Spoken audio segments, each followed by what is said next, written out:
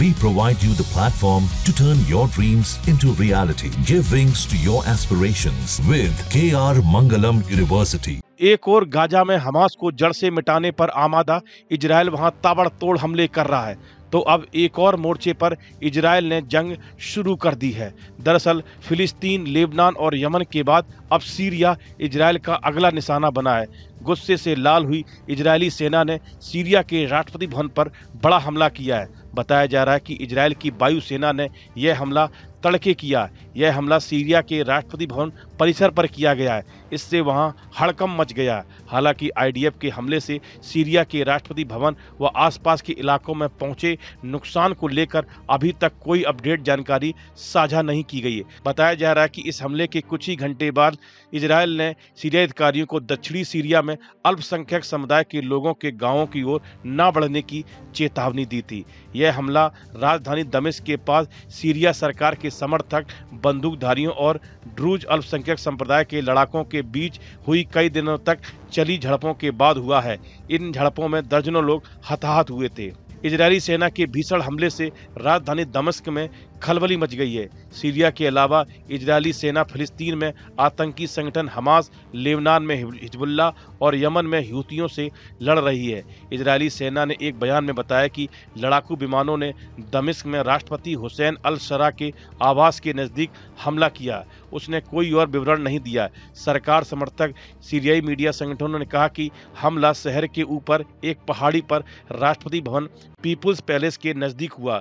ड्रूज एक अल्पसंख्यक समूह है।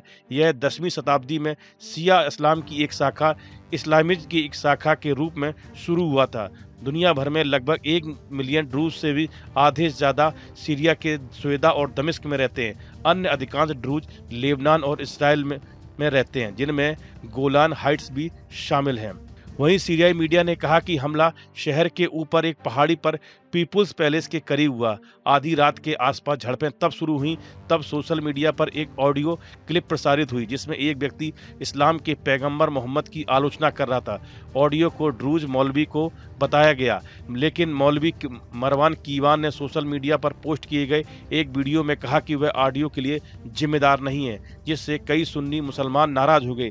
सीरिया के सूचना मंत्रालय ने कहा कि 2 अलग-अलग हमलों में देश के सुरक्षा बलों के 11 सदस्य मारे गए, जबकि ब्रिटेन स्थित युद्ध निगरानी संस्था सीरियन ह्यूमन राइट्स ने कहा कि साहनाया और द्रूज बहुल दमिश्क उपनगर जरमाना में झड़पों में 56 लोग मारे गए, जिनमें स्थानीय बंदूकधारी और सुरक्षा बल के लोग शामिल हैं। दूसरी ओर करीब 19 महीने से इजराइल के हमलों से झेल रहा गाजा अब भूख और प्यास की चपेट में है।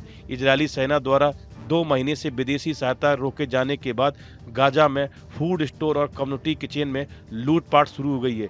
भूखे प्यासे लोग अब बेकाबू हो रहे हैं। इसी बीच संयुक्त राष्ट्र संघ ने इजरायल की खाद्य सामग्री की आमद पर लगी रोक हटाने की अपील की। कहा कि गाजा में मानवीय सहायता की आपूर्ति रोककर इजरायल फिलिस्तीनियों को क्रूर सामूहिक दंड दे रहा है। हफ्तों से एक बार खाना खाकर दिन काट रहे फिलिस्तीनी लोगों से अब 24 घंटे में मिलने वाले चंद निवाले भी दूर हो रहे हैं। इसी के चलते बुधवार को गाजा में 5 स्थानों पर खाद्य सामग्री की लूटपाट की घटनाएं हुई। जहां पर खाद्य सामग्री की लूट हुई उनमें संयुक्त राष्ट्र के शरणार्थी शिविर का खाद्यान्न गोदाम भी शामिल है। इस वीडियो में फिलहाल इतना ही।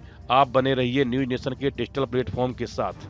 न्यूज नेशन अब व्हाट्सएप पर खबरों के ताजा अपडेट के लिए न्यूज नेशन के इस QR कोड को स्कैन करें।